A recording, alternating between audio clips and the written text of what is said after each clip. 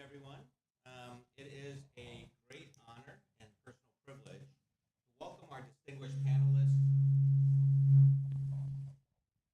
valued guests, and a national audience to the annual Daniel Blumenthal Lecture and Award. This is one of the most meaningful and inspiring traditions of the American College of Preventive Medicine. Every year, this gathering reminds us not only of excellence in preventive medicine and public health, but of why we have chosen this calling: to advance the health of communities, to build systems that prevent suffering, and to lead both with intellect and compassion.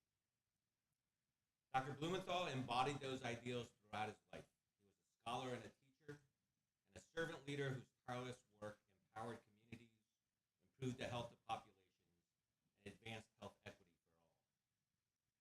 We honor him as we honor our awardees for showing us what leadership rooted in service truly means. Our awardees this year are extraordinary leaders in rural health who carry forward Dr. Blumenthal's legacy in remarkable ways.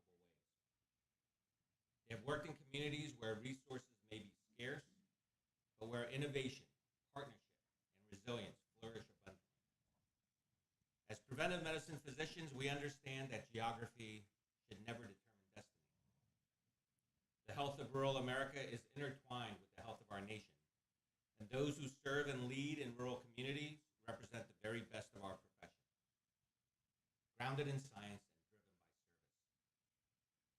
On behalf of the college, I want to express my deep gratitude to the Blumenthal family, to our past honorees, and to each of you who carry on the work, often quietly, always faithfully, to make prevention real in every community, from the largest cities to the most remote towns.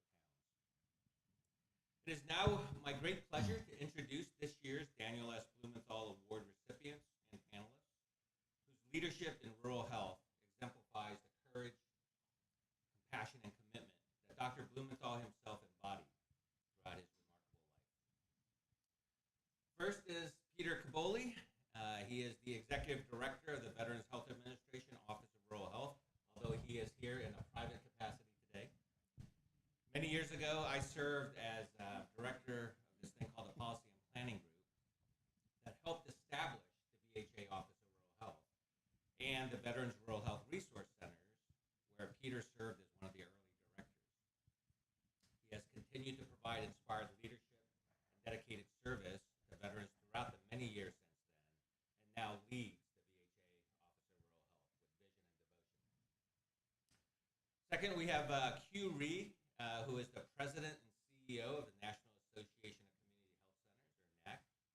Q is a physician leader, educator, scientist, and innovator who previously served as Senior Vice President and Aetna Chief Medical Officer at CVS Health, as Chief Health Officer at IBM, and as Chief Public Health Officer at HRSA before joining NAC.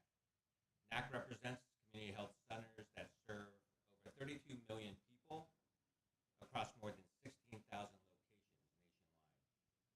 Unfortunately, Q was unable to join us today due to a last-minute scheduling conflict, but we are delighted to have Mandar Jadev, who is the Deputy Director of Federal Affairs for NAC, who will be representing him this afternoon. We have Hilda Hetty, who is a past president of the National Rural Health Association and a lifelong advocate for rural veterans. I remember introducing Hilda as a force in rural health more than a decade ago, when I believe I was mentioning your half century of experience in rural health. That was a decade ago.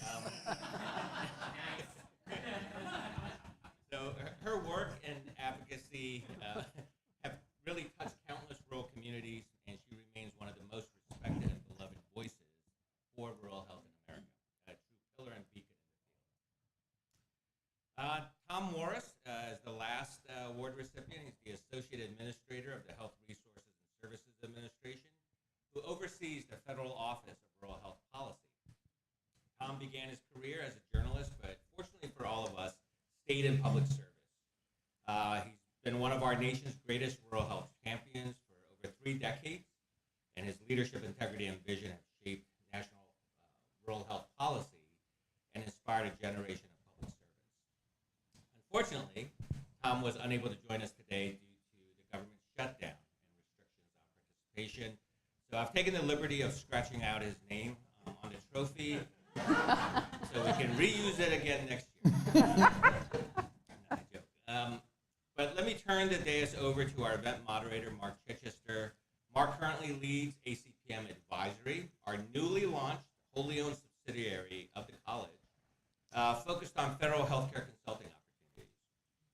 Mark previously served as a vice president at the Aspen Institute and as president of Atlas Research, a respected federal health consulting firm, a very respected federal health consulting firm. Today, Mark is hearkening back to his Aspen days when he still had some vigor and youth left in him.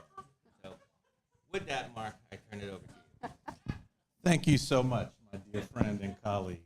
Good afternoon, everyone, and welcome. It's good to have you with us on this, at least for those of you who are here in Washington with us, and it's an absolutely gorgeous fall day. And if Ryung has managed to create this effect of like a waterfall just outside the facility here. So for those of you online, apologies that you can't fully soak it in. I think as Ryung mentioned, this is a bit of a reunion. Many years ago, we came together and partnered to literally through a policy and planning group contract to stand up the Office of Rural Health. And both Peter and Hilda were very much partners in that work, as was Tom. And so, and Manda, we're pleased to have you here, and this with great intentionality that the flow of the stage goes from the youngest to the oldest, okay? And I'm convinced that I am in the proper seat because we jumped onto a Zoom the other day to just prepare the panel for the conversation, and Dr. Kaboli fell out of his seat talking about how much gray hair and how little hair I had. So it's wonderful to have you here, Peter.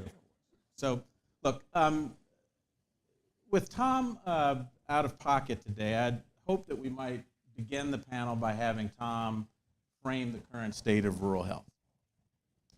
But I think we're going to be agile and we're going to respond to that as a panel. And I think what we'll do is we'll start with the same question, but to ask each of you to give us a few minutes on your sense of the current state of rural health in America from your respective unique vantage points. That's today, that's with organizations with which you've been affiliated and led through the years. And so with that, we'll start with Hilda Hetty. Hilda. Since I've been retired since 2017, I've been not very active. The current state of rural health for me in West Virginia is managing 8 grandchildren. And the oldest of those turns 15 tomorrow, and much to my chagrin. But I do have to say that I guess one of my biggest concerns about rural anything is education. I'm very concerned, very, very concerned about the state of rural education right now, and that has a lot to do with rural health. I've got a lot of hopes for the provisions, the $50 million that's been put into the Rural Transformation Health Program, if in fact that comes to pass and if it's real and if there's a lot to be gained from that. We'll drill into that in more detail a little bit. But at reading what little I can see of that, at blush, my very first response to that came out very quickly, and a lot of these rural agencies don't have the capacity to respond in the time frame that it was thrown out. So I worry a little bit about that. I think that the rural health providers that we have in these communities that are freestanding are at a loss now with some of the immigration pressures that we're having that try to serve immigrants are having a lot of trouble doing so, and that's causing pressure on existing agencies out there, and we're seeing that all over the country. It's not just isolated pockets. We're seeing that everywhere. Fortunately, though, with the Office of Rural Health, and I know Peter's going to get into this, one of the the things that has happened is that we've made more rural veterans eligible for health care through that program, and that is still going. And so fortunately, we do have more access for those veterans, but we do need to look at more access for their families. And those veterans really do worry about their family members getting access. So I think that the state right now is troublesome. I would say the word I have is troublesome. I particularly, given as hard as I worked in the 80s and 90s for rural maternal and child health, I'm very disturbed that the outcomes, the statistics in infant mortality in rural America is worse than it was in 1988. It's ridiculous that we've gone backwards. And it's ridiculous that access is worse than it was when I established a birth center in the 80s. And that our practitioners were going backwards than we were. We're making women drive further than they had to drive in the 80s and 90s, and then the early 2000s than they have to drive now to get care. And we're losing small rural hospitals, and we're closing down rural obstetric services. So there are some federal initiatives to turn that around, but it's just not happening fast enough for some of these small rural facilities to respond. So are you generally optimistic or pessimistic about the state of Well, rural health? the jury's out, Mark. It really is. I can, having lived through a lot of the war on poverty programs and those that are still here, the ones that 100 years of experience with this. well, I didn't have 100 years. I didn't have The 100. country's 100 The years. country I had 54 years, but I can say that electricity came to my community the year I was born, okay, in southern Appalachia. So, there were some, I've seen an awful lot in rural America in my lifetime, tremendous change in my lifetime. And I would say that as long as we have social will and persistence, we can make change. And having been part of the war on poverty, both as a person, as a family, a recipient, as well as a warrior on the war on poverty, a VISTA volunteer, and working through that, and saw what difference can be made with Head Start, what difference can be made with FQHCs, and I know they're going to talk about that. Those programs are still in place. They started in 1965, and the difference is those programs were comprehensive. They addressed not just health care, they looked at the entire needs across the board, and that's why they succeed, and that's why they're still here today. And so if we address, like what Daniel would always say, we have to address everything. We have to look at the entire spectrum, and if we address them across the board, that's what will make a difference. And that's something I'm sure that resonates Yes. with Yes. a community of preventive health Absolutely. physicians. Peter, just, you're not here in your capacity as head of the Office of Rural Health, so maybe let's raise up the ladder of abstraction a little bit, and maybe just talk a little bit about it from like a fragmented, like shifting policy perspective. So your general sense of rural health, and then above VA and the other players in the space, just to give us a sense of how sort of the fragmentation and shifting of policy, whether it has to do with changes in administration or whatever the case might be, but from your perspective. Yeah, so again, Peter Caboli, public citizen, making that clear. I think about, sort of the current state of rural health, and I think all of us think about what it was like in the past, and are things better, worse? I don't know. Am I optimistic? I'm always optimistic, so I'm optimistic about just about everything. But, I grew up in small town Iowa. My parents were both immigrants. My father was a doctor, my mother was a nurse, and my father's from Iran, my mother from Canada, and where they end up, obviously Iowa. But that's where the job was at the time, and so it's funny. I sort of grew up with rural health, every day. You know, my dad would take me on house calls, and I'd go to the hospital with him. And I was telling my wife yesterday, I still remember his code number at the hospital, because whenever they called 145, called 280, that means he had to go to the emergency room, and I had to stay there longer to wait for him. But, you know, the hospital that he practiced in, two of the hospitals he practiced in, closed down about 10 years ago and hasn't opened since. The town that he was the doctor in, of 800 people in rural Iowa, he passed away in 86, and there hasn't been a doctor there since. And I sometimes when I talk about it, I say, you know, in this town of 850 people, within literally one block was the doctor's office, the dentist's office, the nursing home, and the golf course. And I'll let you guess which is still there.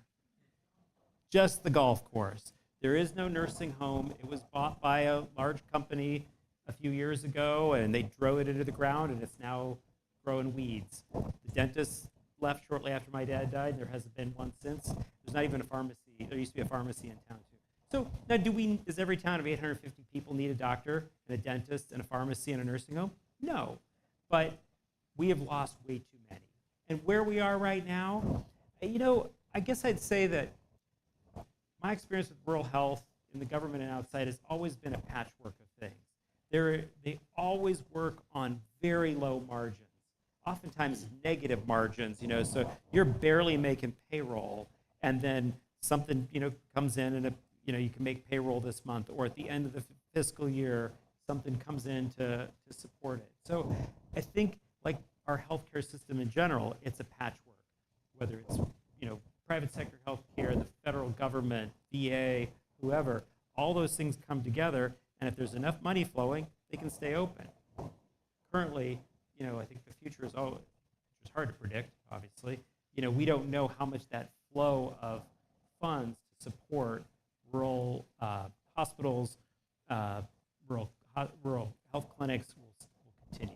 So that we'll have to wait and see. So, But generally optimistic. Generally optimistic. I mean, the thing is, you know, a lot of these rural communities, they figure out how to make it work. Yeah. And, you know, we'll talk more later about it, think about what happens when they close, when things close. But if they can keep it going, I think we're okay. But the money still has to be there. Mandar, you have to be optimistic. You're too young to be pessimistic. So with that, maybe begin what's your sense of the space? And maybe I'm going to presume that most in the audience are familiar with the association, the critical work that you do. Hilda talked about the history of these centers and providing access to care in rural America. So maybe frame your sense of things through the lens of your organization to get us started with the conversation. So I'll do a quick sidebar before I get there. So I was fortunate that as a kid that grew up in urban centers and suburban centers, that my exposure to rural health was during residency. So I was in Pennsylvania for residency, and I spent all 3 years of my residency with a standing rotation at the VA in Lebanon, Pennsylvania. And so you get a real flavor for what is the diversity in need of healthcare and social needs as you go across from Harrisburg, the state capital, towards Lebanon. You see the population change, you see the politics change, you see the social needs change. And that is the perspective that I think also applies to community health centers, our national association. Community health centers, FQHCs, also including free clinics, lookalikes, etc. We've been around for 60 years. Started in Mount Bayou, Mississippi, and it has grown ever since. The National Association has been around for 55 of those years as a point of support, advocating, making sure that the voice of the communities is heard here in DC. And one of the things that we're really proud of is, despite all of these challenges, not only in rural America, but also in urban, island, frontier communities, we have seen that health centers have stepped up year after year across administrations, across Congresses, and across political trends. So most recently, our data shows us that we're taking care of at least 34 million Americans. And that translates to at least 1 in 5 rural Americans at this point, and as many as 1 in 3 because of how healthcare data is kind of analyzed. You can look at different windows of time. So the other thing about that is we are not stopping there. We want to do more, but the real challenge is a resource challenge. And we've heard a little bit about what are those resource challenges. One is certainly the workforce. Health centers are most successful at retaining workforce and providing services when they can grow their own. So when we can do recruitment, retention, training in-house, that's when we have the most success, especially in rural communities. And there are specific programs that we work with for that reason. Things like the Teaching Health Center program, things like the National Health Service Score are vital to community health centers' workforce, especially in rural areas. And then when it comes to services, you were mentioning about why can we be optimistic? Well, because we have seen learnings applied from rural healthcare to all of America over the last, I would say, 5 years specifically. It goes without saying that telehealth, a lot of it was pioneered in rural America. A lot of the changes in how we do medicine, whether it's integrated care, whether it's collaborative care, whether it's consultative models, changes in how teams work together, different professionals have different scopes of practice. That has all sort of been pioneered in rural America. And then over the last 5 years, many of those ideas have been taken and applied to urban areas as well. And health centers are perfectly positioned for that because we have that sort of footprint both in rural and urban centers, both in frontier and island communities. So we're optimistic that this health center movement that is 60 years old will continue to grow. There's many challenges. I think we know the challenges in coverage, we know the challenges in workforce, we know that there are restrictions in what kind of care we can provide and to whom now. And so we are optimistic that despite those challenges, we will find a way to innovate, be persistent, resilient, and take care of more Americans, including rural Americans. So let's pick up on workforce. I mean, that's obviously an issue and a question that's going to be of interest to this community. Peter, we had a very interesting conversation. You recounted just the story of your dad. I believe at that time, it was very new as an immigrant to a community in rural America and what that experience was like. And, I was asking you, as we think about the diversity of the physicians that we sometimes send into rural America and asking about how they're received given some of the cultural and language boundaries at times. And you just recount the story that you told me about how folks in that community responded to your father. And then let's kind of use that to talk more broadly about workforce challenges in rural America. Yeah, so again, the town I'm from, Donaldson, Iowa, none of you have heard of it, had a doctor there forever. He was like almost 90 when my dad came and took over his practice. And he had great stories about this old doctor and the things he did in the community. But, they were so thankful that somebody came in and took over his practice. And back then it was just assumed that somebody would come because every small town had a doctor. So it wasn't like today where it's like, well, in a small town, you're never going to get a doctor. So, but, he immediately became part of the community. And he even learned how to play golf. He was not good at it, but he tried and integrated himself into the community. But I think one of the key things about workforce in rural America is the biggest predictor of people working in rural sites, centers, or places is that they're from there. I mean, would I be in Iowa still if I wasn't born and raised there? Probably not, And, so we know this with physicians. We know this with just about every healthcare provider. If you don't create that pipeline from the time they're young and to say, yeah, I can be a physician, a nurse, or whatever, and then give them the opportunity. So the pipeline has to start early. I think the other part, though, is then how do we get people that might want to go there? And you have to give them opportunities to practice there. So whether it's, I think you mentioned about opportunities with education. I don't think money is a solution. People only do so much for money. And you can only give people enough money to show up someplace, and then they're not committed to being there, they're not going to stay. I do think, though, I have concerns about restrictions on the H-1B program and how it's going to reduce the number of international medical graduates. I mean, right now, 1 in 4 graduates that finish residency or fellowship is an international graduate. And if we don't have opportunities for them to come, we're cutting off our own supply. The last thing I'll say about that is, I think the opportunities for visa waivers in rural communities. I have personal friends who, their option was to go back to the country where they originally trained for 2 years or get a waiver for a visa, and they took the waiver and they wanted to stay. And some of them are still in those rural communities where they had no intention of ever going, but they're still there. So you would say that the root causes of the persistent maldistribution are like what at bottom line in rural America?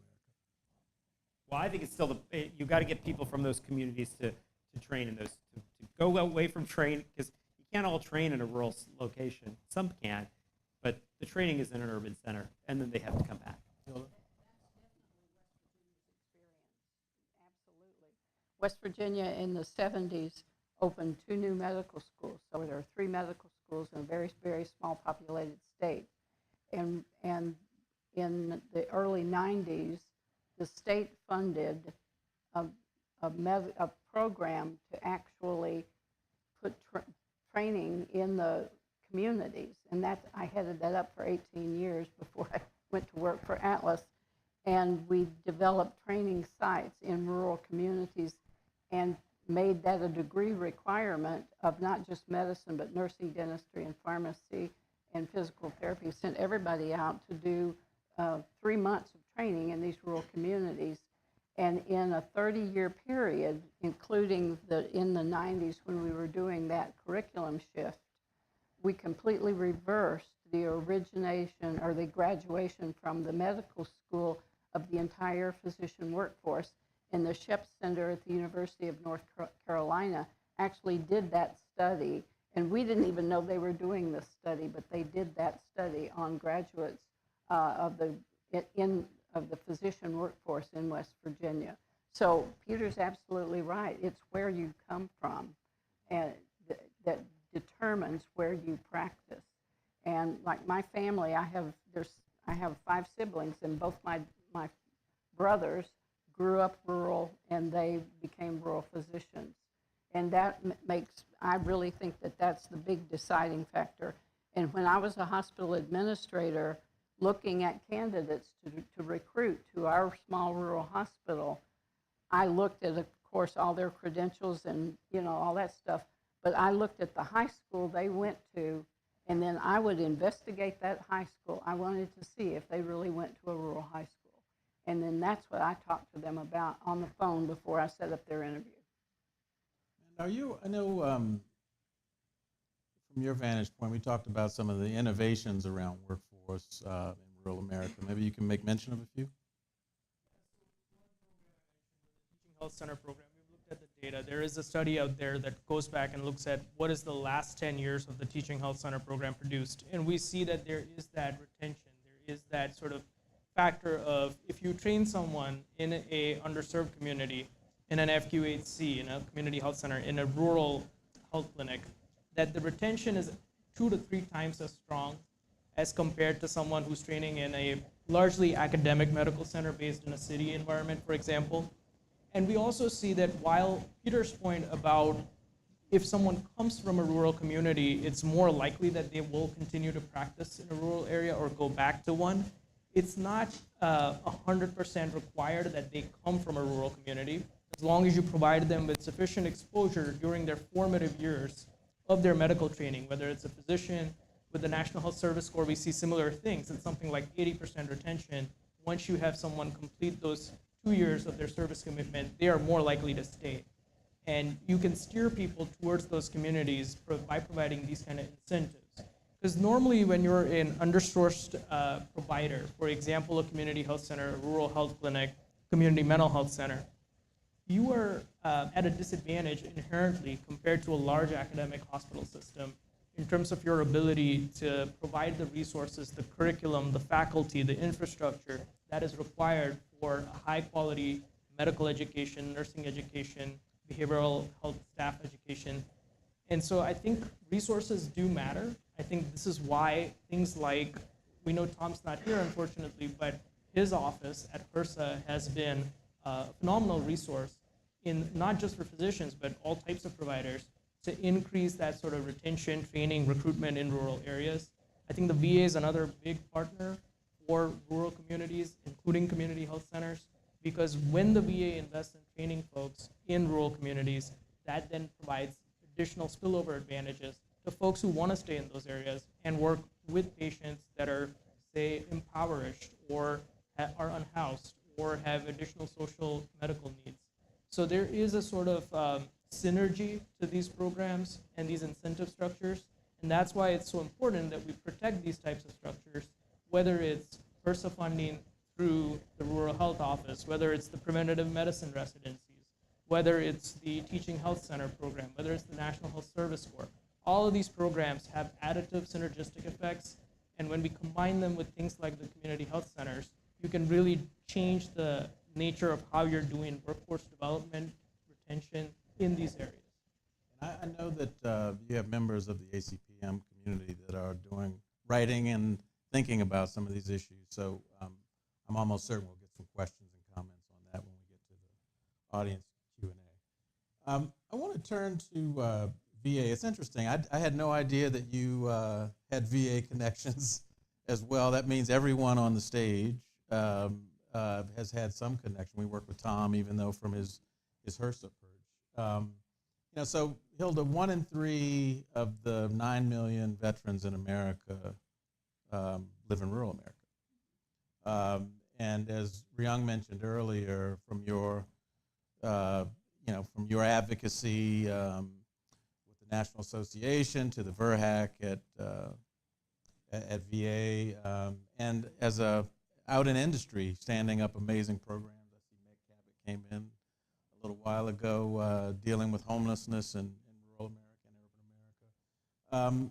Your thoughts about VA? I mean, its impact has been rather significant, and we talk about fragmented policy regimes and systems, but VA and the community have actually worked pretty effectively in some respects. Yes. Oh, absolutely. And I feel very privileged in West Virginia because West Virginia has a very positive experience with VA. I mean, for the size of our population, we have a lot of facilities. And one of the reasons is because we've got one of the highest proportion of veterans of most states. So we've got a large number of rural veterans. Alaska, of course, has some of the most rural veterans among their population than we do, but we have a high population of veterans that are served by the VA that are eligible for the VA based on income, because we do have a low-income population in our state. But they love it. I mean, our veterans, they get frustrated, if they have to wait or, it takes a long time to get in to see a specialist or whatever, but they love their care and they get high quality care. But I mean, for our size population, we have 9 vet centers and we have CBOCs. We have a lot of access points. But they do worry about the rest of their family getting care. And so when the expansion of the community-based outpatient clinics with the VA first started, there was a little bit of tension in the community about, well, if my doctors go to the VA clinics and then what's going to happen to my family? Will they still get their care? Because in these rural communities, if there's one doctor, and if that doctor gets recruited away to work for the VA, the family can't be seen in the VA clinic. So there was a lot of concern among the veteran population, and we had to go out and deal with that concern. I mean, we had to work with a lot of the community health centers and the CBOC staff to figure out how to do focus groups and how to talk through a lot of that kind of information, so that it wouldn't cause some tension and that sort of thing. But at least in West Virginia, it's been a very positive experience. I don't know about a lot of other states, but it's been a very, very positive experience, at least from our standpoint. I think that when we were working on the legislation, well, I don't know, in 2006 is when we passed the Rural Veterans Act, and that created the Office of Rural Health. And created in 2007, right? But the act was passed in 2006, and NRHA did an awful lot to try and help move all that forward. And I was, one of the honors that I had in my career was giving testimony to pass that legislation, and some of the language that I had in our policy paper actually made it into the legislation. I didn't know that could happen. I didn't know that would be part of the process. So that was an eye opener for me and a big honor. But it just woke people up, and I was astounded that there were senators that didn't know this stuff. That people didn't know that there were veterans out there in rural America that had all these problems because they were rural and all these problems because they were veterans, and that caused a lot of issues. And then once they put that together, it just took off like wildfire, and they were able to fund it. So Mandar, from a non-VA rural health ecosystem perspective, where do you see, I mean, obviously VA has an enormous footprint. Where are the opportunities, the most important opportunities for optimization and better alignment, such that you get to, better outcomes? Yeah, I'll say, as part of my personal VA training, I also worked at a CBOC. So I appreciate the sort of value that the outpatient centers have for veterans that can't quite make it to a VA medical center all the time. And that model can then be applied to non-VA providers as well. So when I worked on the Hill, I worked for Senator Cassidy. He is one of the Veterans Affairs Committee members, and that's one of the few committees on the Hill that has historically been very bipartisan. And one of the things that we saw in the recent years was the VA Mission Act, and that sort of pushed the idea of non-VA community-based providers as a choice for veterans. Now, when we think about that, when we think about where we are after that bill has passed, you look at community health centers over the last 5 years, we went from serving something like 385,000 veterans to something like 430,000 veterans. So that's a growth of 45,000 veterans over the last 5 years. And there's many reasons for it. Some reasons are, like Hilda mentioned, if the veteran is located in a community that they find it easier to get to a community health center than to the CBOC or the VA medical center, they have a choice. It doesn't mean that there's any sort of animosity between those types of providers, because the VA does a lot of things for veterans, both within healthcare and in addition to healthcare, that nobody else can do. And so that is an invaluable, unique resource for a veteran. At the same time, if it's an idea of how do we expand access, how do we make it easier for someone who just wants to get their primary care, behavioral health close to home, a community health center can be an option. And then it comes to workforce. I mentioned that the VA investing so much into workforce development and workforce innovation and practice models actually benefits non-VA community-based providers as well. A great new example of that kind of work is in the Mission Act, Section 403. There was a pilot program established for the VA to help support community-based providers and Indian Health Service providers to do GME, to do medical education and residency training in these non-VA provider organizations. And that's one where we've seen one community health center that also happens to be an urban Indian organization take advantage of that in the first round of that pilot program. This year, we have a second round open from the VA that will be for new programs to get established. So we're hopeful that those kind of ideas will take root in the VA and in the community providers that work with veterans. And we see that as a positive going into the future, so we can take better care of our veterans closer to home at lower costs and keep the unique features of the VA intact and in fact grow them for things that are especially specialty services, things like their disability benefits, things like other social programs that they need help with, that frankly, this is not the work of community-based providers, this is the work of the VA, but we can work together and do better. So let's turn, we mentioned a little earlier, the One Big Beautiful Bill, and I think an objective reading of the legislation would make pretty clear that there are some cuts, social safety net cuts there that are going to have some impacts on rural health for rural Americans. But there's a $50 billion fund that's been created, and states are going to compete for these resources based upon the quality and comprehensiveness of plans that they develop. Just what are your thoughts about that $50 billion fund? How do you tee that up for success with the states, and how do you ensure that those resources don't just end up being applied to things that are going away with some of the certain dimensions of the social safety net cuts? So, Hilda, maybe start with you. Any thoughts?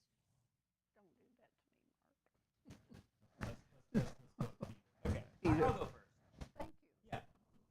So, that $50 billion piece is still, we don't know exactly how it's going to be divvied up. And there was a really interesting piece in Health Affairs the other day, a couple weeks ago, about rural designated hospitals.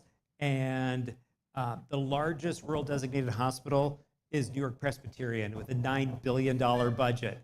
But there's it's within legislation that they can claim that they're rural serving. And if you look at the top 20 rural hospitals, they're in New York, they're in Boston, they're in Baltimore. They are not in rural areas. Even the University of Iowa, where I live, 65% of our population lives in a rural area. It isn't even on there. So I think it's going to be really interesting how that plays out. For a lot of these communities, like I said earlier, the margins that they work on are really small. So small amounts can make a difference. And I think, Hilda, you talked about birthing centers and the places that have lost OB care. I mean, my dad, I'll tell you how small Iowa can be. When I had my interview for my senior executive position at the VA, the FBI or agent that came to do my interview, my dad delivered her. We started talking, and I said, "Where are you from?" And she's like, "I'm from Fort Matt." I said, "I'm from Donaldson." She said, "Wait, what's your name? Cavoli?" I said, "Yeah." I said, "Was your dad the doctor?" I said, "Yeah." She said, "Oh, he delivered me." I was like, and then she got really down to business after that. But we are going to lose a lot of these places because of that small margin. So again, how that $50 billion gets divided up, is going to make or break places. I'll give an example. So a few years ago, I think we're in our 4th year now of a designation called a rural emergency hospital. So, ironically, one of the hospitals that my dad practiced in Keokuk, Iowa, closed like 2 months before you could convert to a rural emergency hospital. And Senator Grassley's been trying to get them to be included, but they can't, to reopen as a rural emergency hospital. The point about this is that hospitals that are considering switching to a rural emergency hospital, they have to do the math on it because they will lose certain funding, like the 340B program, I think you mentioned that. There's all this patchwork of programs. They have to go through and say, well, we're going to lose swing beds, so we don't want to do that. We don't want to lose this little benefit we get, but we'll get $3.4 million a year off the top. So then they just go down and like, okay, it's a good idea, let's switch. Or it's like, nope, we can't switch.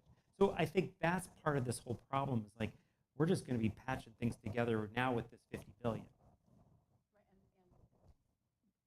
Building on what Peter just said, I think that worries me about doing that patchwork kind of problem, and the fact that in the rules it even says that providers don't have to be rural to get the money. And so these urban hospitals that serve rural or have a network that has rural providers in their network, they can be the recipient of the money. And then there's nothing said about how much of that money, they can be a pass-through, but it doesn't say how much of that money they can keep. So they could keep 99% of that money and send 1% of it out to their rural network. And there's no language in there that prevents any of that kind of arrangement. So you mentioned, thinking a little bit back to HR 1 and all of the different challenges it will add to our healthcare system. We know for a fact that there's going to be millions of more patients that we will have to provide what we call uncompensated care for, because because they either don't have insurance, they lost insurance, or they are now coming to a community health center because they don't have another option. So when we think about this, one of the backstops is things like the Rural Health Transformation Program or Fund. And one of the things we worked hard on as this bill was being written is to make sure that health centers were included explicitly in the eligible provider types inside this fund. Now there's challenges. The timeline of implementation has been proceeding at a breakneck speed. November 5th, I believe, is the closing date for the applications for states to get in to the CMS for CMS to decide what to give out and how much. The fund is split across two buckets. Half of it will be going equally to all states, so that translates to about $100 million a year over the next 5 years. But the other half is completely at the discretion of the secretary. So they only need to provide up to 25% of applications with that funding. And they have a lot of sort of flexibility in how much they provide to any given applicant of that second bucket. So one of the things that we have been very deliberate about is we use our network. We have some wonderful partners in each state called primary care associations. And we're working with them very closely so that there is that point of interaction with the governor's offices, with the state Medicaid agencies, so that they are understanding what are the needs in communities that are served by community health centers. And that includes rural areas, that includes veteran patients. Some of the things that folks have put forward as proposals is one being on the workforce side, there is an opportunity to potentially do a workforce retention program that could include a 5-year service commitment that would have to be non-additive to what already exists from the federal programs.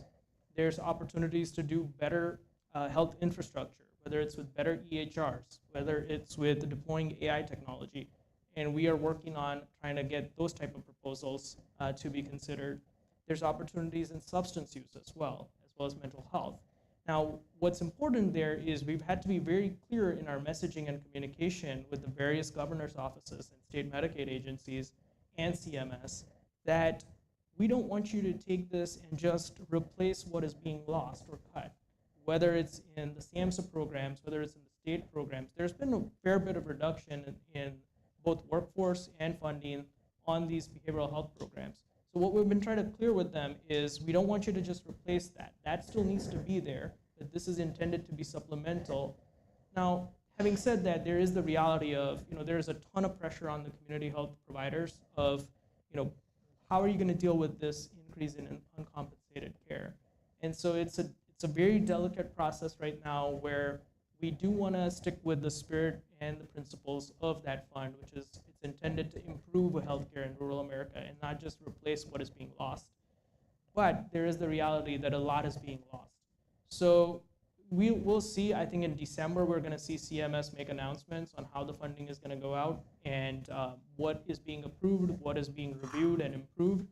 I think Hilda mentioned, which is really important, is that since there is very little sort of parameters in place on how each state uses its funds, that this is going to be a live learning exercise where every year we find out what is still okay and what is not okay. And so we're going to have to be in a constant dialogue, two-way dialogue with these governors and state Medicaid agencies and CMS. Yet we have a U.S. senator who's not running for office as a result of how this shook out with this bill, so it'll be interesting to track. One more question for the panel, and then we'll turn it over to the audience, from whom you'll get much better questions, I'm sure. But in the spirit of Dan Blumenthal, his commitment to the well-being of all, his interest and commitment to health equity, we find ourselves at this pretty fraught and polarized moment in our society. And you talk about rural America, and it immediately elicits the notion of what the demographics of rural America are, and you think about poor white Americans.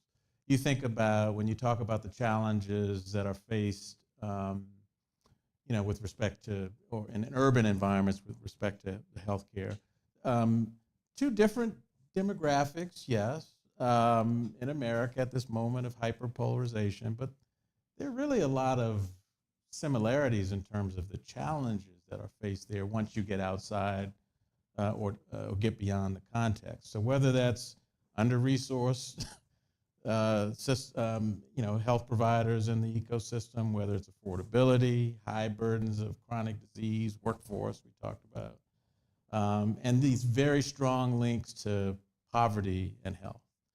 I guess my question is this: is there an opportunity in this moment to help Americans appreciate what actually unites us and makes us much more similar in terms of both challenges and opportunities?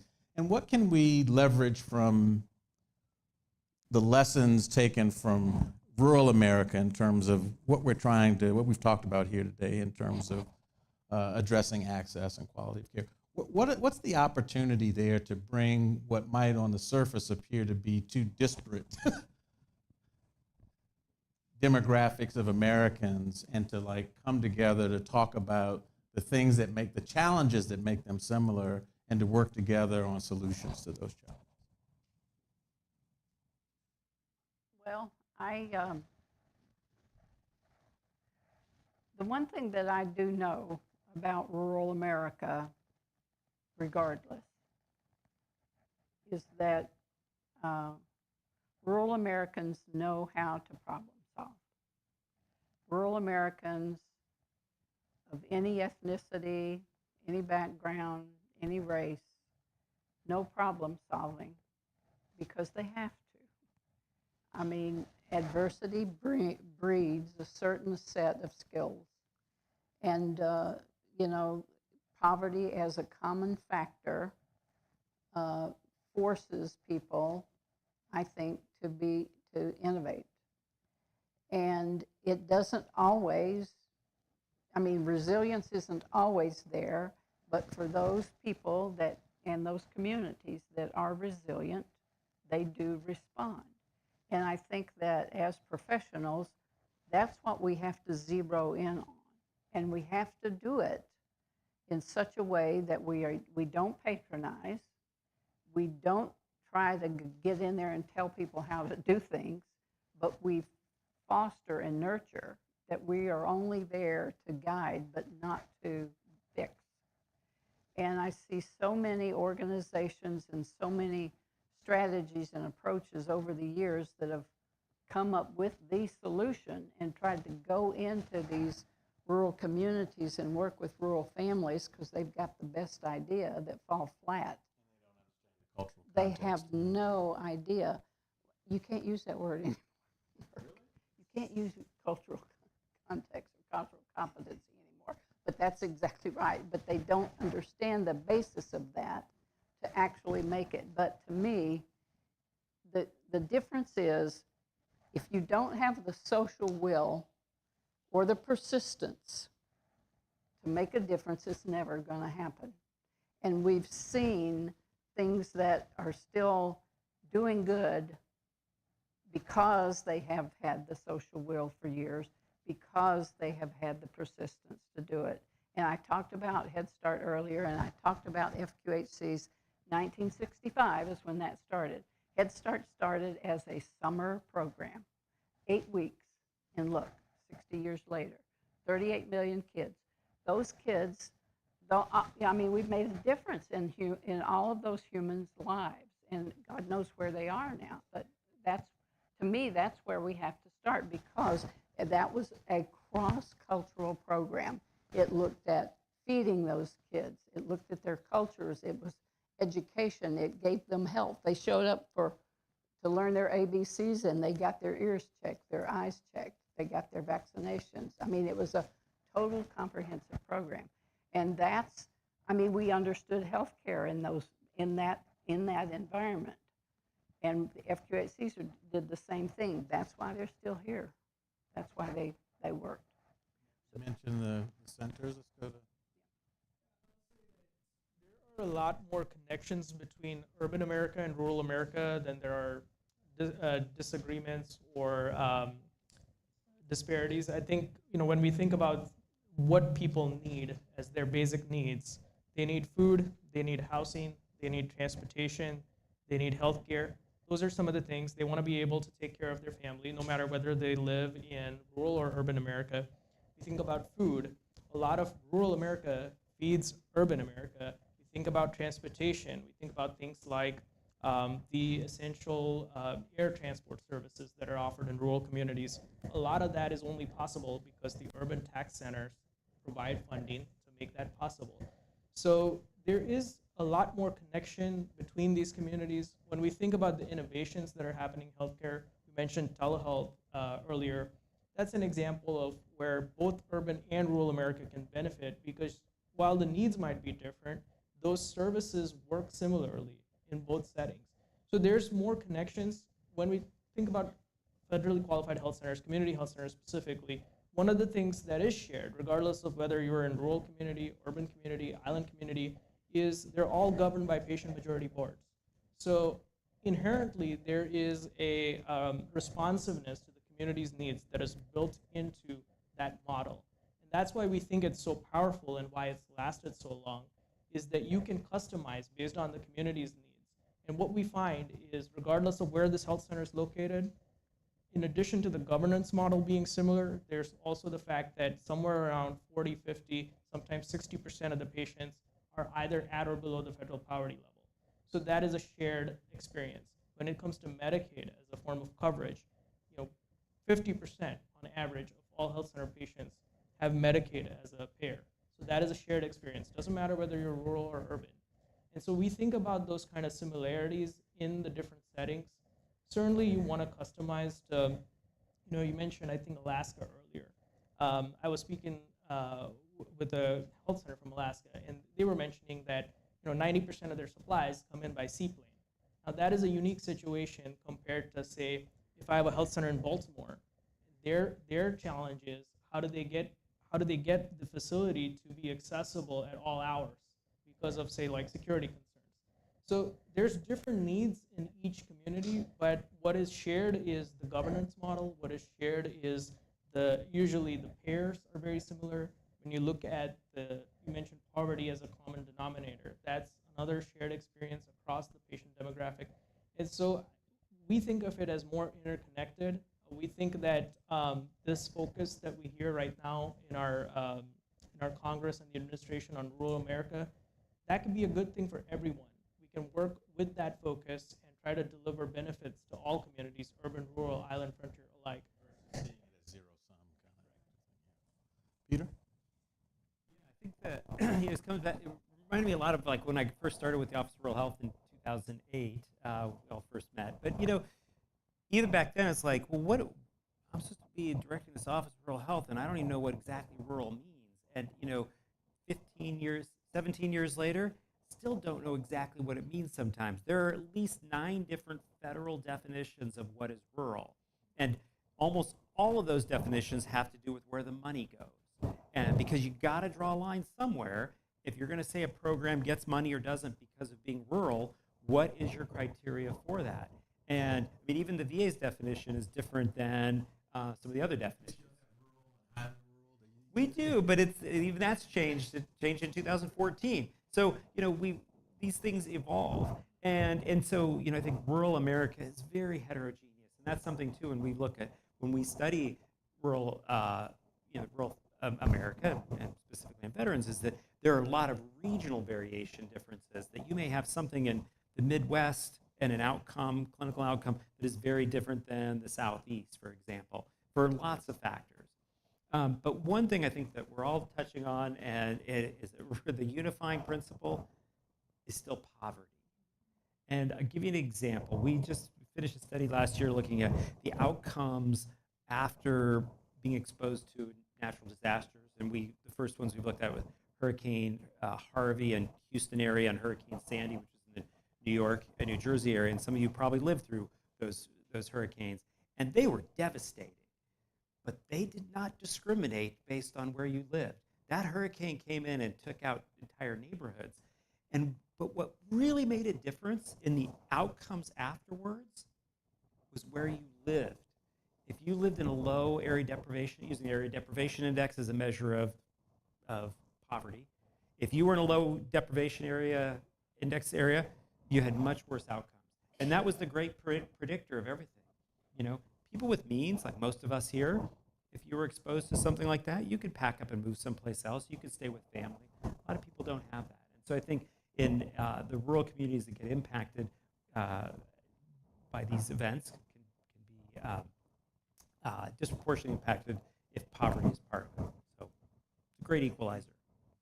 Okay, with that, we're going to pivot to the audience. I think there's someone holding a mic somewhere here. So if you have a question from the floor, please just raise your hand. Got one up here.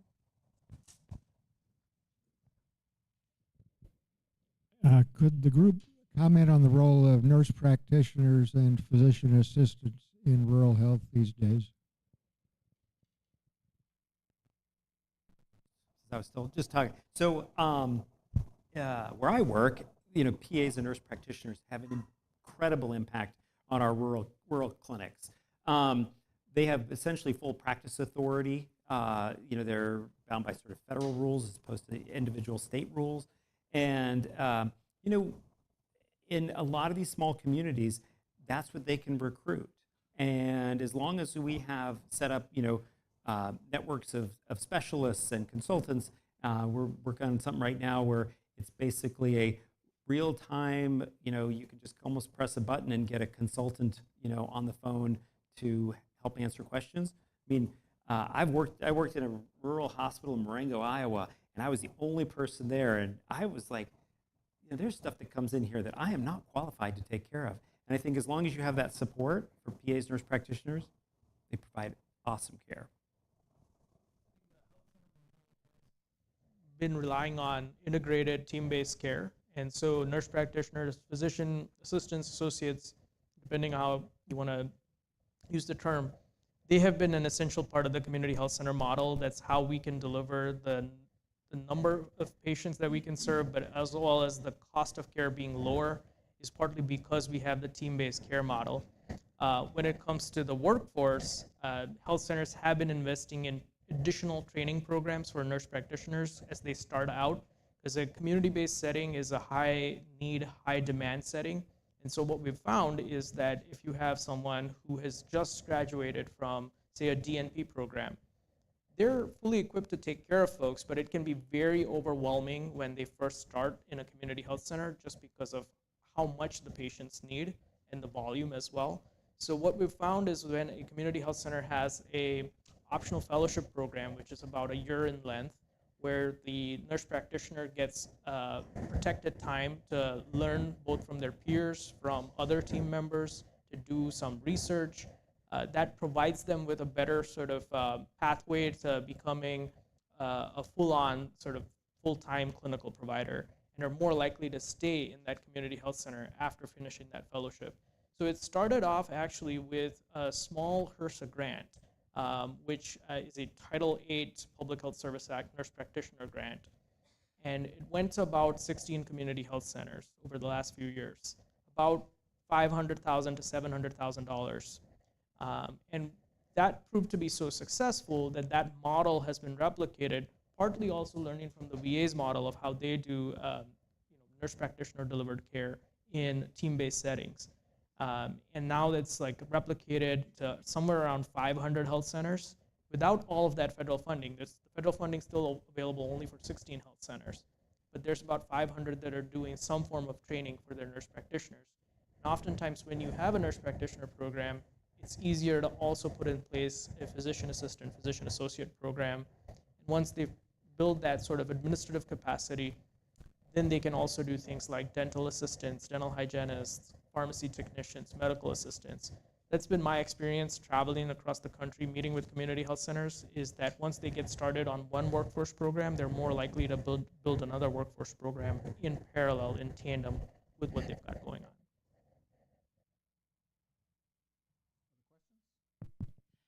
Thank you. Erica Frank, really grateful for your comments and hoping to channel Dan a little bit. Could y'all talk about what the college and its members might do to support these issues in rural areas, places where we might particularly be useful in promoting these solutions that y'all have talked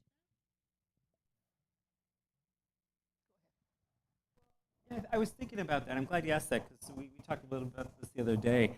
And I think, it comes down to rural health is not just healthcare. It's not just public health. And it's funny, I was in a conversation a couple of years ago.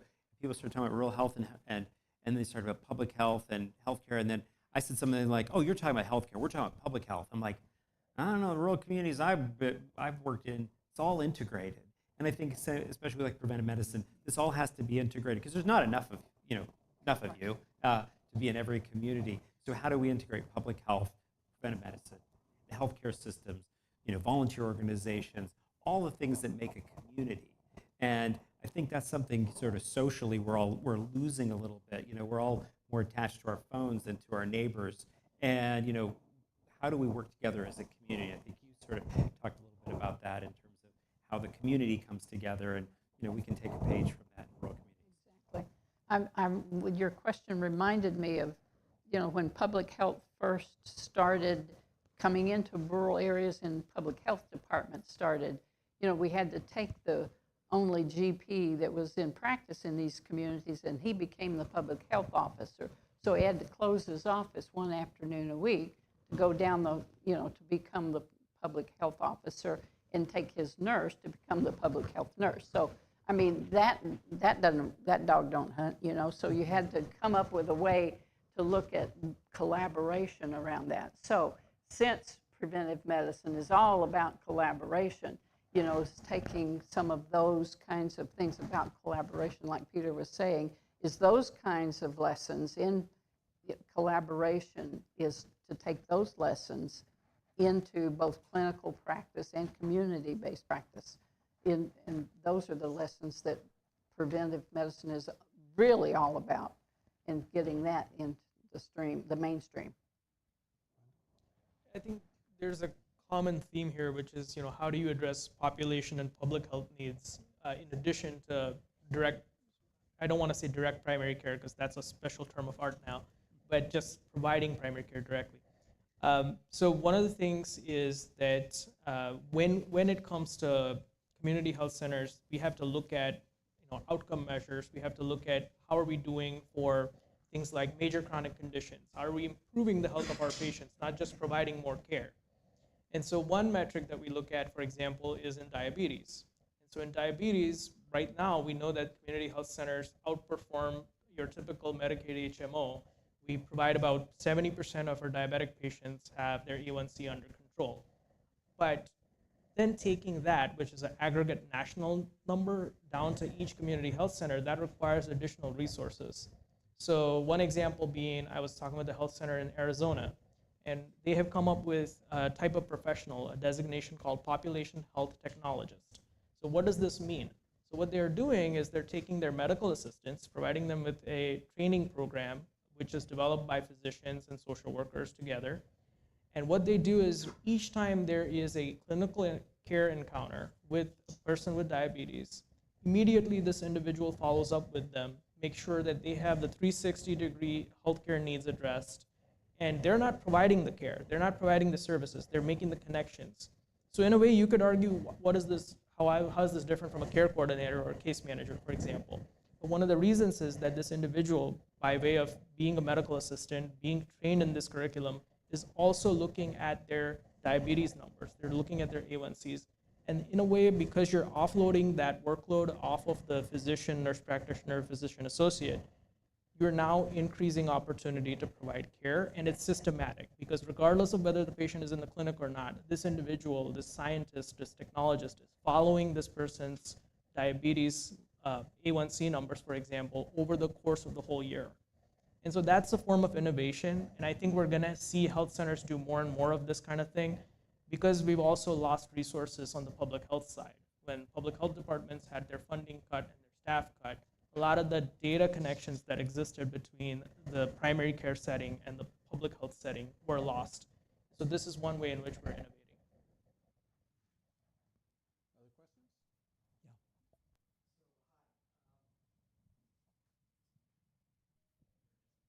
Yeah, wonderful program. Thank you all. I'm Mike Parkinson. I'm a past president. And I'm an optimist by nature, people who know me.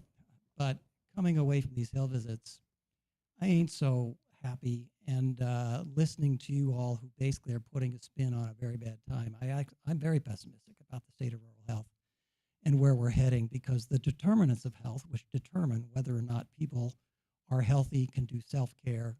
I come from 20 years in the military. After being at UCLA in the 1,000-bed tertiary care hospital in family medicine, I came to the Air Force that had a system of care. So there was self-care, we teach recruits. There was buddy care to be able to help your buddy. There was a corpsman. Then there was a nurse practitioner, PA. Fifth level of care, they saw a young doctor, Captain Parkinson. What an effective way to deliver care.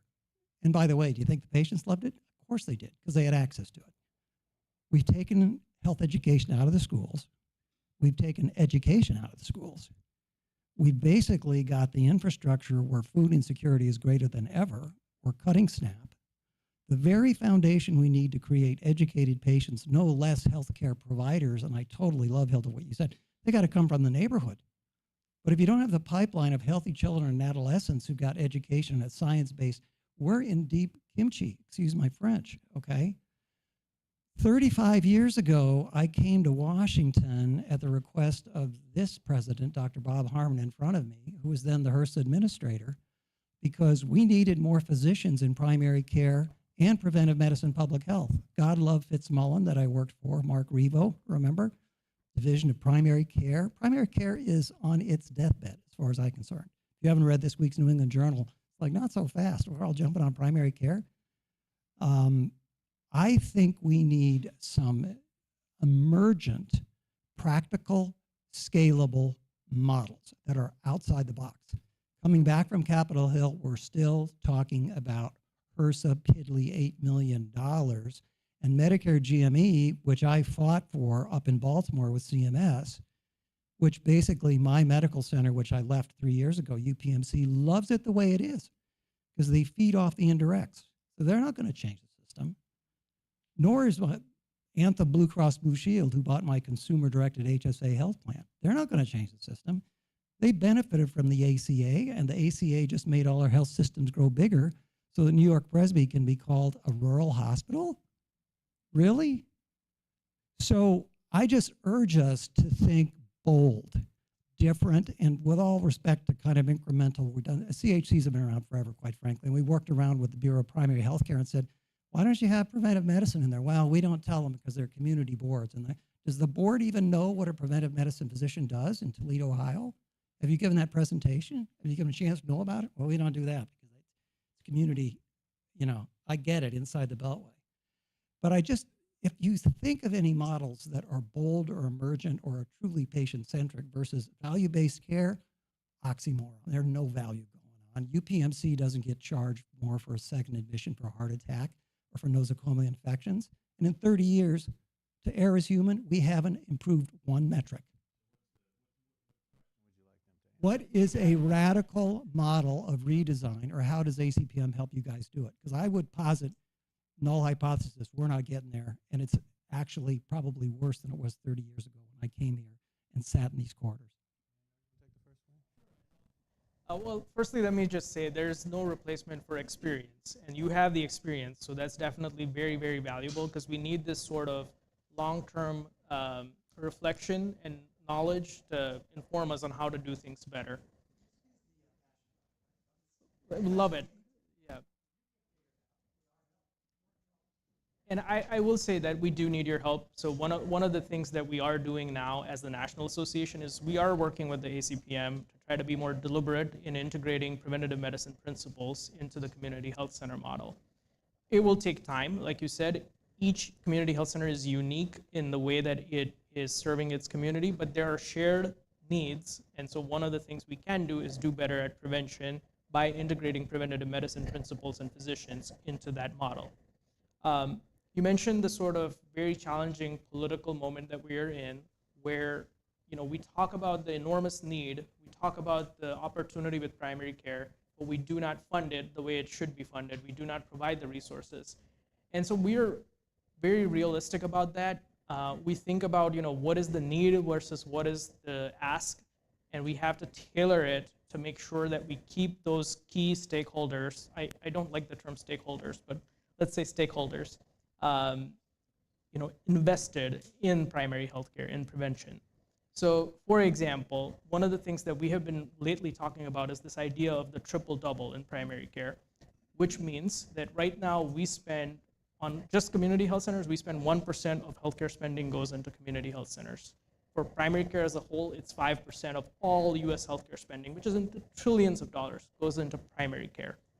And so the triple double idea is take that 5%, just make it 10%. That would be an enormous investment into primary care, and it would make a huge difference both in community health centers and in preventative healthcare. When it comes to how many folks are served by community health centers, we want to take that from 10% of Americans to 20% of Americans. When it comes to workforce, we want to take it from 20% of GME graduates going into community health centers and rural settings to 40%. And that's the message that we're saying is the need. We're saying that when Medicare spends something close to over $20 billion a year on GME, and you have something like the Teaching Health Center program or the Preventative Medicine Residency program getting chump change, we need to change how we do training, we need to change how we do workforce, and really invest in that primary care and preventative medicine aspect. Now, the challenge is, realistically, when we look at who's making decisions on how these things get funded, we have a trifecta. We have the administration, we have the House, and the Senate, the single party control right now. And so that's going to be the case at least through next year. Even after the elections, we're probably going to see maybe split government, but it could also still be in one party control, right? And so we have to keep those audiences invested in the overall mission of primary care and preventative medicine. And the way that we have to do that is we also got to listen to what they have to say and try to respond in a way that they can actually hear and process it and feel like they need to do something about it. Because what happens sometimes is I go to the Hill 2 to 3 times a week. I probably have 5 to 6 Hill meetings every week. And my portfolio is 95% Republican, right? So when I'm going and speaking with these folks, and there's all manner, there's folks that are as close to center as you can get, and then there's folks that are all the way over there. And so one of the things that is a challenge is how do you talk with these folks and listen to them in a way that they will actually process, understand, and act on, versus you say something that they think, oh, you're asking for $20 billion for teaching health centers? I'm not seeing you again anymore, right? So that's where we have this sort of spectrum of dialogue where we start with where they're at and try to push them towards what is really needed. But I totally appreciate what you're saying about, we are not doing nowhere near enough, and there's so many things that we can be doing better. Can we have this conversation after my third beer tonight? Because I think we could get into some really interesting things. So,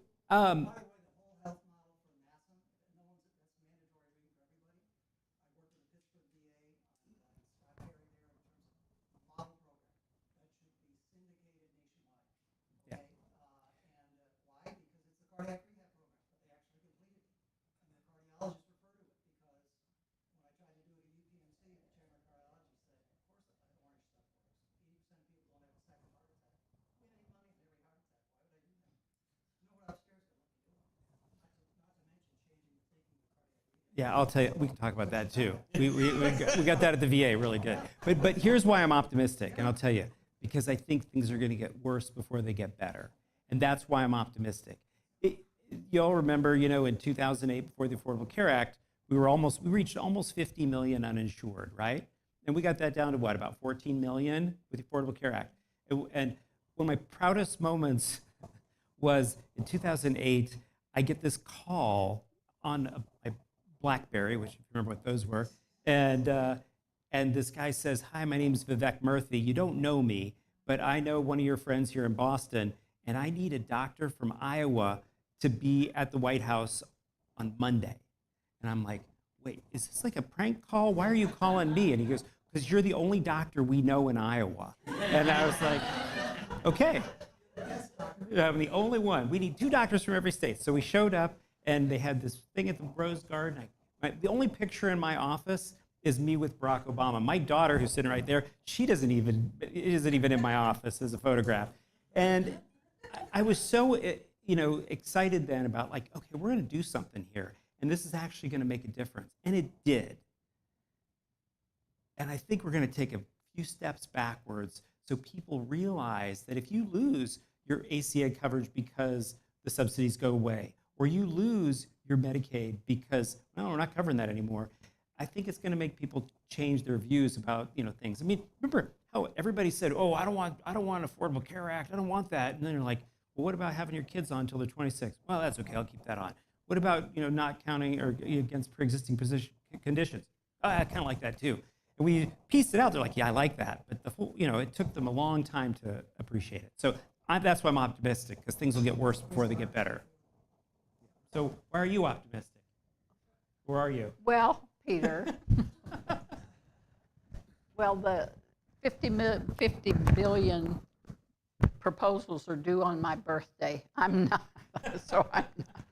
No, I wish that I could tell you, I'm retired, and I wish I could tell you I have the energy to even have this discussion.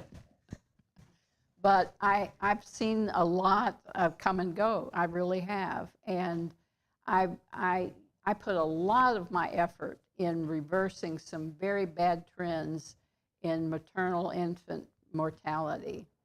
And right now, I see reversals of that. And it is, I see the reversals of that in less than 30 years. And it's very devastating to see all of that happen.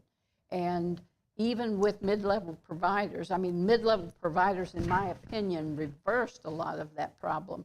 Certified nurse midwives came in and turned that monkey around, and that still is not helping. And the use of a lot of drugs and all kinds of things. But the problem that has reversed that, advances that we made, are drugs. We're having way too many drug-induced babies born in this country.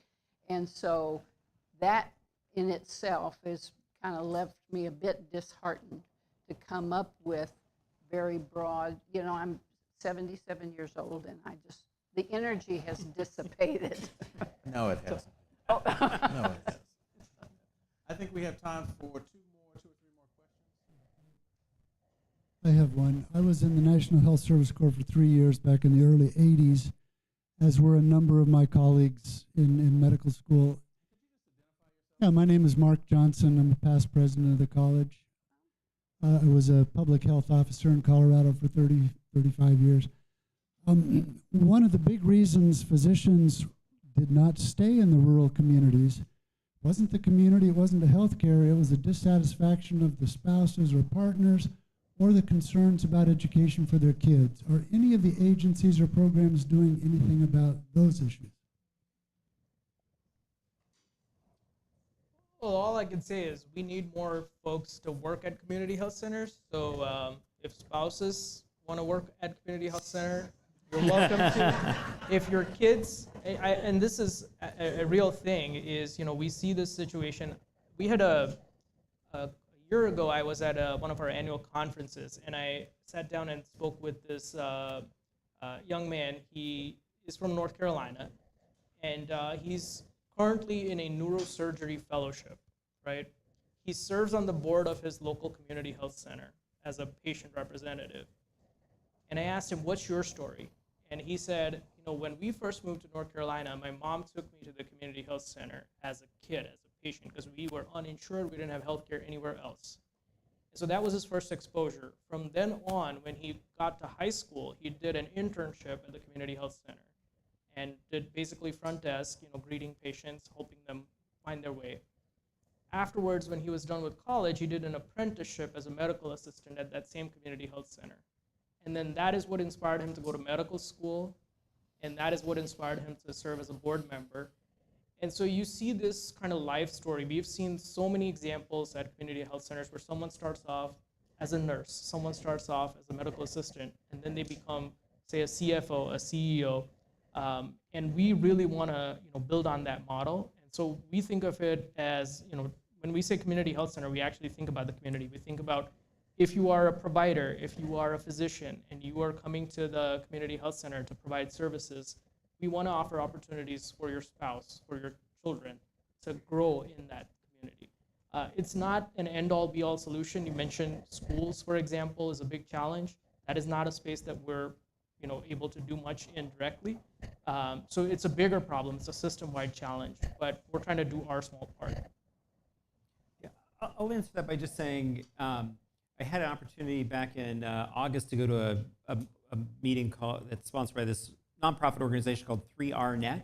3RNet does recruitment and retention in rural areas. And they're kind of a clearinghouse for recruiting and retaining mostly physicians, but all providers. And I was really inspired by the people that were there, sort of sharing their stories about how they, keep people in rural communities and things that they've done. But you're right. I mean, if we don't have good schools, that was one of the top 3 reasons that people would leave was schools. And so, maybe the internet can help with that and balance things out a little bit. But there's no simple answers, that's for sure. If you recruit rural people and they are married, you have to give the spouse a job. You absolutely have to do that. And one of the things that I did when I was the hospital CEO was that I tried to recruit women, women physicians, because we were always trying to recruit to fill the slots for our birth center. And I would look to recruit a single female, and found that I had a lot of single men in our community, and I would have them be on the recruitment committee.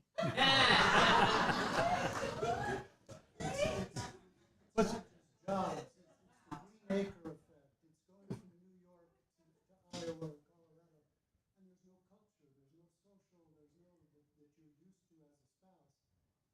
Well, that depends. That depends on what you're looking for. I mean, if you're born rural and your spouse is born rural, it's a whole other ball game. So then you shouldn't even be looking at that for a job. I'm sorry. I mean, that's a mismatch right there. You don't look that way. What's interesting is that these are not uniquely American issues. I mean, you listen to the challenges, or it's China. I mean, these issues are global. Right. I had a recruiter. I used a recruiter one year.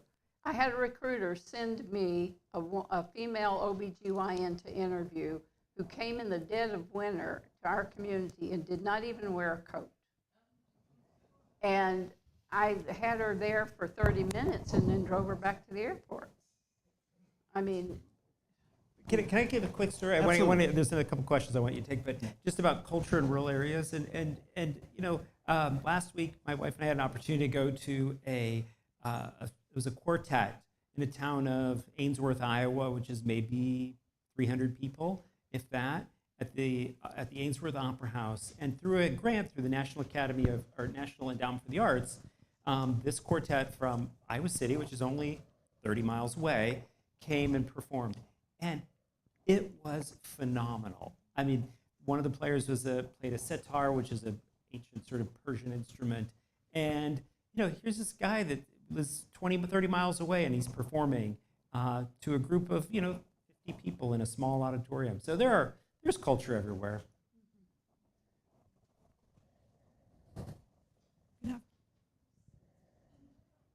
Okay, good afternoon. I'm Meg Cabot. First, I want to mention that Hilda is a social worker, and as a proud social worker myself, it's always Meg important. is also the immediate past chief of staff of the Department of Veterans Affairs. Yes, thank you. I am. My question is about, Mark mentioned sort of what's the great equalizer between rural health and urban health, and I would argue that it's family caregiving and the burden that our current health system places on families to care for those who are either seriously injured post-surgery or have a chronic illness that needs to be managed. And so I was curious about your thoughts about family caregiving.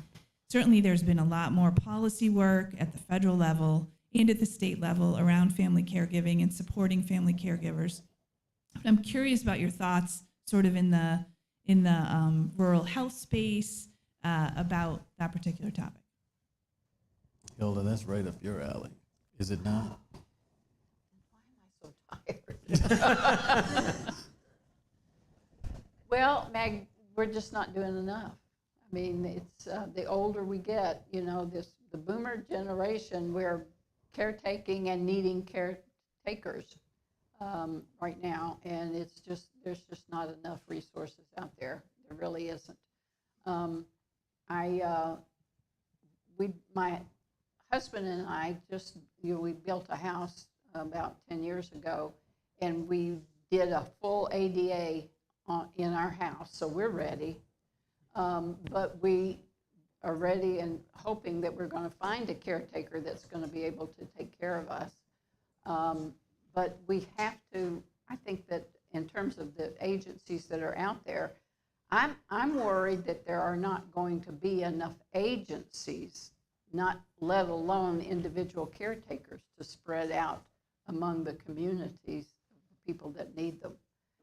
Let alone, I mean, the VA is doing probably the best job preparing for it with the veterans that are demanding it, but you know, that leaves their family out there to do it, but that won't have the care. Yeah, we could talk for another hour about the caregiver support program in the VA, which I think is fantastic. And you know, I think like I said earlier, I think things are going to get worse before they get better. But I think there are a lot of good things. I mean, I sit on a board for a nonprofit nursing home, and it's done this for the last 4 years, and it's really opened my eyes to some of the challenges, and especially with nursing home closures. And you know, but I think as a physician, I've seen a big shift from like, oh, send them to I'm a hospitalist, so my idea is just get them out of the hospital. I always say to the residents, these patients got to pick a home to go to. Their home, the nursing home, or the funeral home. Those are the only 3 ways out of here. So pick one. And it's true, actually, and it doesn't sound good, but it's true. That's the only way you're going to get out of here.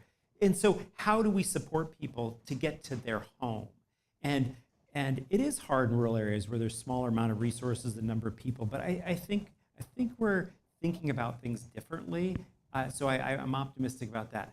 I am especially optimistic because there is no way my daughter's going to be taking care of me. She lives in Washington, D.C. She's not Let's hear from your daughter. Yeah. You can't.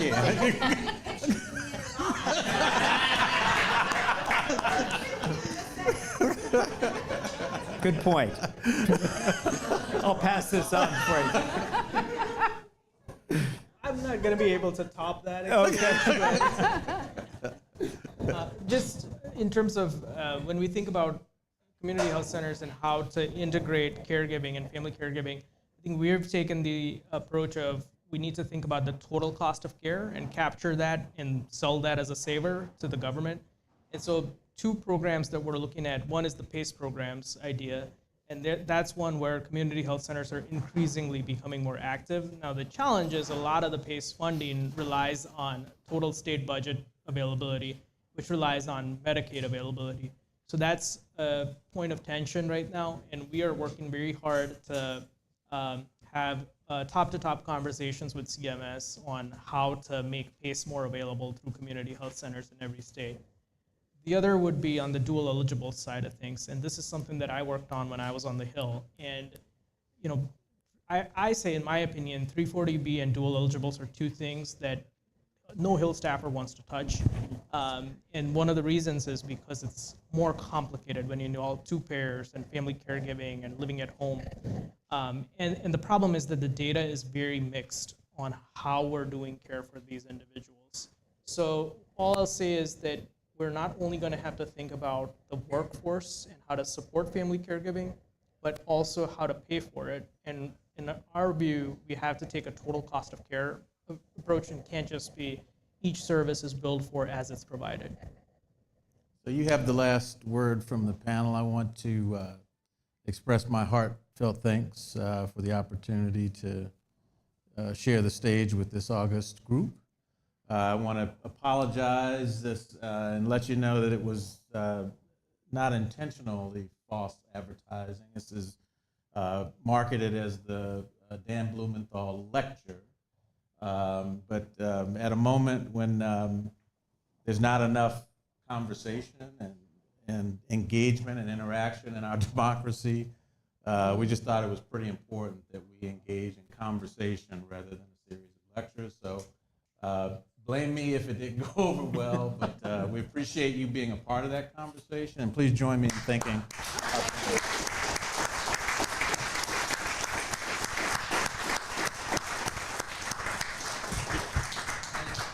Everybody hang tight because we are now moving to the Blumenthal Award portion. It's funny. Mark and I used to work together. Actually, several different organizations we worked together. And Mark was historically known as the articulate one, and I was just known as the pretty one. So we are going to go to the photo opportunity presentation award section.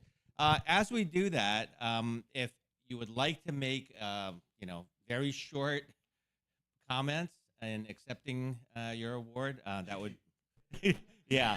But I think the first one we'll present will actually be to Q, who is ready to make a few comments. I'm deeply honored to accept the Daniel S. Blumenthal Award, named for a physician who dedicated his life to advancing health and preventive medicine for all people. That commitment to health and prevention is similar to the commitment of community health centers for the past 60 years. To be recognized by the American College of Preventive Medicine alongside such an accomplished group of awardees is both humbling and inspiring. But I accept this award not just for myself, but on behalf of the 93,000 dedicated community health center professionals who serve in rural, mountain, and frontier communities, part of the over 300,000 or 326,000 that serve in community health centers nationwide. This represents the physicians, the nurse practitioners, the dentists, the behavioral health providers, the optometrists, the ophthalmologists, the podiatrists, the case managers, the community health workers. If you look at community health centers, we are that one-stop shop for comprehensive primary care, addressing whatever the needs are in the communities that we serve. Those folks, those professionals show up every day. They may, as I witness, fly planes or take boats to reach patients in remote areas, or they may strap on skis after blizzards to get to work. Every day, they go far beyond the exam room, doing whatever it takes to care for patients. Across America, 1,512 community health centers that are patient-governed with 51% majority patient boards serve up to 52 million people, or 1 in 7 people across this country. In rural America, we serve 1 in 3. And as we are witnessing this challenging moment, rural health hospitals are closing. Health centers have stepped up to fill critical gaps with that comprehensive, affordable, effective primary care. As has been demonstrated by the evidence, they save lives and taxpayer dollars, as the Congressional Budget Office has reported. They prevent unnecessary and preventable hospitalizations and preventable costly ER visits and preventable costly specialty visits. From obesity and diabetes to hypertension and a wide variety of other chronic diseases like asthma and COPD, community health centers lead the way in prevention, management, and treatment. Now, what sets community health centers and our providers apart? It isn't just their skill and their ability to go beyond the exam room, but it's that commitment, that dedication, that mission-driven mentality. They practice where the need is the greatest, in communities often overlooked by our broader health system. They do this not because it's easy, but because they believe everyone deserves affordable, comprehensive, effective primary care. I am so proud to be a product of this movement. Through the National Health Service Corps, I was a National Health Service Corps scholar in Washington, D.C. I served as an internist and pediatrician at 2 community health centers in the Washington-Baltimore area, Unity Healthcare and Baltimore Medical System. Those years were amongst the most rewarding and challenging of my career, and stand as a foundation of the work and the opportunities that I've had since then. Decades later, after gaining experience in government and the private sector, I jumped at this extraordinary opportunity to return to this work and come back home, and this time to lead as the CEO of the National Association of Community Health Centers, also known as NAC. I made it my mission to visit health centers in the most remote corners of our country. In my first 2 years, I've already visited 47 states, territories, from as far west as Guam or Kodiak, Alaska.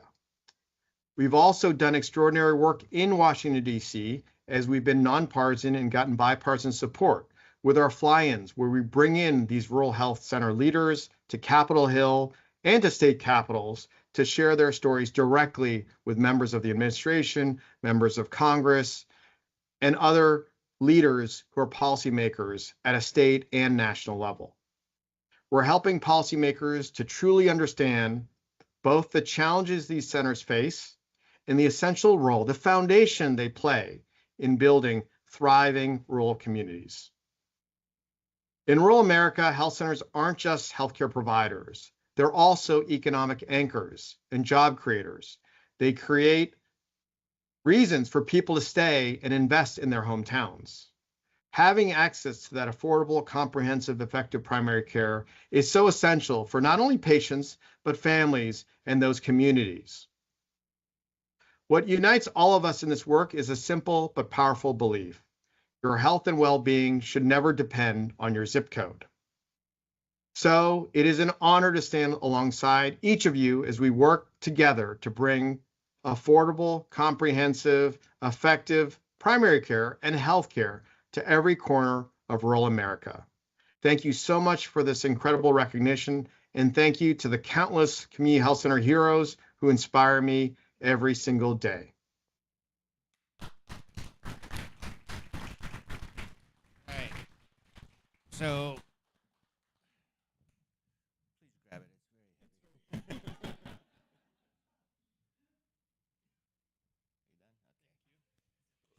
Yeah.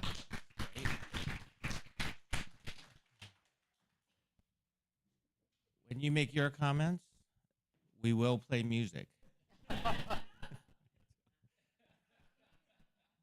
All right. Okay, so I've known Hilda for many, many years, and for as long as I've known you, Hilda, the one thing that I always remember is that Hilda is a lip kisser when you go. She will surprise you when you're doing the hug. And so I've been trying to maintain a certain amount of distance. It's different times, Hilda, different times. Right? So congratulations.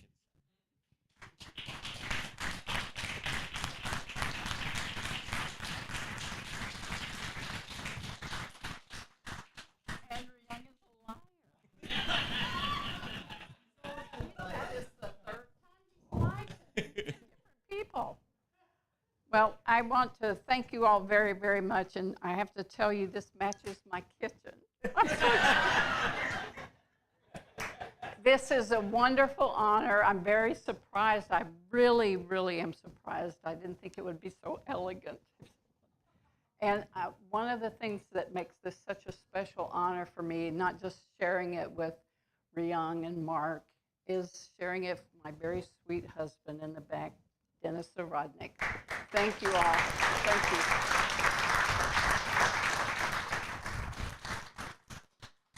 All right, next is Peter.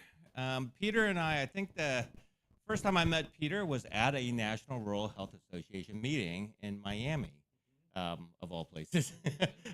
Yeah, but it is a tremendous honor to be able to present the award to you 20 years later. Yeah. Thank you. I'll be really brief because, again, I'm Peter Cavoli, public citizen. I'm not representing any agencies. But I have worked for the agency for a really long time. And when I finished medical school in '94, I did my residency out in Utah. When I came back in '98, they talked about, I was talking about where I was going to do my clinical work and my research work, and I said, I'll do clinical work anywhere, just don't send me to the VA. And I really did not want to go to the VA, and I was like, I'm not going to go there. I didn't like it when I was in medical school, but things really changed in the 90s. And it was a real transformation, and those of us that were there know what this transformation was. And in 2000, or 1999, I started a fellowship program in the VA for the VA Quality Scholars Fellowship, and it just completely changed my view. And over the next 5 to 8 years, I transitioned completely away from seeing patients anywhere but the VA. And I absolutely love working for the VA. I could work any place else I wanted to, but I've never left because I believe in the mission. I'm not a veteran. Not a single person in my entire family has ever served in the military, except my grandfather was in the Canadian Air Force, but that was for a very short time. And, I didn't grow up in a military culture at all, yet working in the VA, I completely believe in the mission, and I'm going to retire from the VA someday because I love working there. And serving rural veterans is a big part of that. Thank you.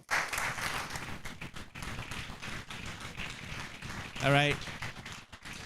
And the final award will be presented to Tom Morris. I was going to scratch out his name, but he did send a personal note. I am old and I'm unable to read it directly, so Melissa will read it for him. So on behalf of Tom Morris, he said he was extremely honored to be included in this group of honorees for the Daniel S. Blumenthal Award. I salute my fellow award winners, Hilda, Peter, and Q, as they have all made important contributions to improving health in rural communities. I have greatly enjoyed working with all of them. I also would like to thank Riyang and the American College of Preventive Medicine for highlighting the work of rural champions. I had the great pleasure of working with Riyang and Mark when they helped establish the VA Office of Rural Health, and only wish I was there to celebrate with everyone.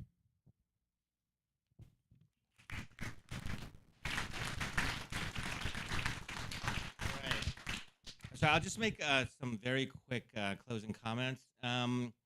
And please stay tuned because we are going to show a brand new ACPM video, hot off the presses, that will go with a new document, an ACPM updated history, that Dr. Harmon initially did about 20 years ago. We've updated it to reflect the 70 plus years of our college's history. So please stay tuned for that. But I would like to thank our extraordinary panelists and honorees, as well as our skillful moderator, for an inspiring and deeply meaningful discussion. So the Blumenthal Lecture and Award is ultimately about service. It's about leaders who see the unseen, who reach the unreached, and who dedicate their lives to building a healthier and more hopeful future for all people. Our work in rural health and the work left to be done really embodies the spirit of the Blumenthal Lecture and Award. On behalf of the American College of Preventive Medicine, let me also thank all of you who joined us in person and virtually to honor Dan Blumenthal's legacy. May we leave here reminded that our greatest impact lies not in recognition, but in the quiet, steadfast pursuit of healthier communities and a more just society. So thank you again. I will leave you with the new ACPM video, which I believe Jason will start shortly. There is a new ACPM history document that some of you will see in hard copy as well as video during this week, and we will release it to all of our ACPM membership probably in the next week and a half. So you get like an early version of it. It does chronicle 70 plus years of milestones and accomplishments as a medical specialty society, and it highlights many of our past leaders and luminaries, many of whom are here in this room today. So thank you very much. I hope you enjoyed the lecture, and as the video is playing, we will be cleaning up the room because we're going to party now. So thank you very much.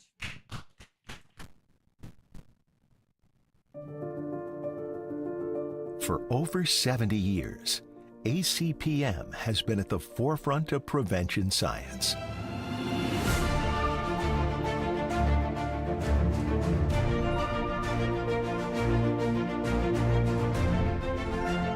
translating research into practice and shaping national policy. On any day across America, nearly 2,000 members of the college are hard at work shaping the nation's health.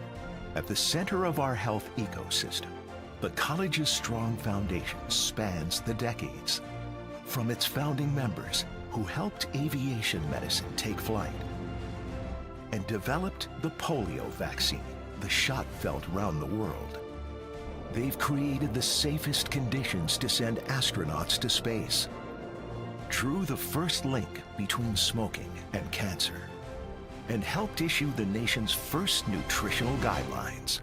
If we address root causes of chronic disease and premature death, we can enhance overall vitality, increase the prospects for longevity, and prevent the development of cardiometabolic diseases. From surgeon generals to the founders of the U.S. Preventive Services Task Force, the college's members have helped build to a new era.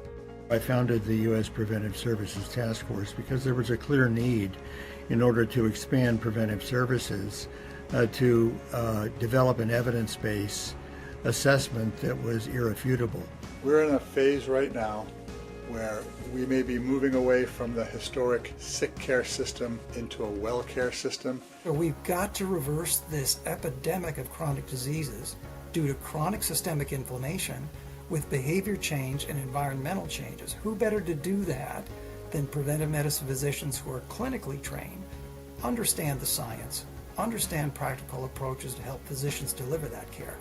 Building bridges between public health and clinical medicine. One of the advantages that the American College of Preventive Medicine has is that many of its members already work in governmental agencies and are able to break down the barriers between prevention and politics. We also have long-standing relationships with National Institutes of Health, the Food and Drug Administration, and in particular, the Centers for Disease Control and Prevention. Working together is critical because that's how we can drive policy effectively. Our voice is much stronger when we work together. And helping to build the National Diabetes Prevention Program from the ground up, spreading it to communities who need it most. We trained non-clinical leaders a set of skills, how to communicate around diabetes prevention. It was some of the most fulfilling work that I've ever been a part of. One of the programs that we've been able to develop is actually taking the diabetes prevention program and tailoring it to women who have been diagnosed with gestational diabetes, who, as we know, are at very high risk of diabetes in the future. Watching small changes create big momentum. If you can prevent childhood illnesses, you can prevent childhood deaths due to vaccine preventable illnesses. If you can prevent smoking to encourage people to quit smoking, if you can encourage people to live a healthy lifestyle. For preventive medicine physicians, it's about population care. And it's a worldview, a way of thinking that we're not just focused on how do I treat one person. We can, and we're good at it. But we're also focused on how do I treat everyone in a community? How do I treat everyone in the state? How do I treat everyone across the globe? And making sure prevention is front and center in both practice and policy. I think there's value in bringing forward stories and individuals and anecdotes where they back up the evidence and the scientific case that you're trying to make. So when my colleagues are sitting there deciding whether to vote for something or not, it's not usually the numbers that they remember, it's the witness that came up at the table, and that's how they're choosing to vote. ACPM works to support its members in connecting the systems, communicating the latest evidence, and acting to protect populations in the face of the nation's biggest threats.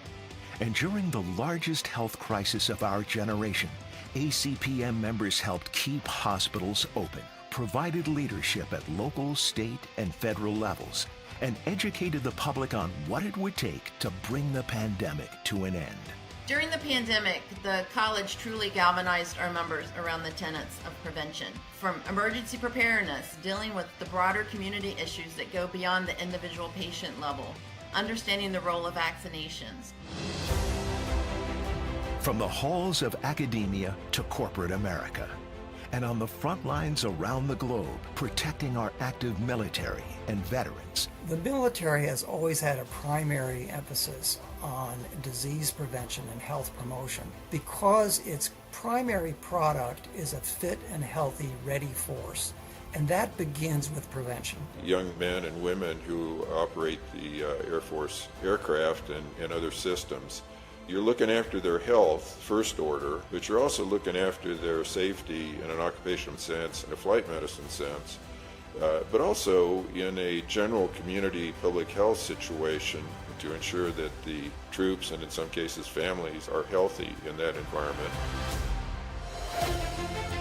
ACPM has not just witnessed America's health history, it has helped write it. I think that we bring a greater rigor to our understanding, both in depth and breadth, of the potential for preventive interventions, that we really have a leadership role to play in.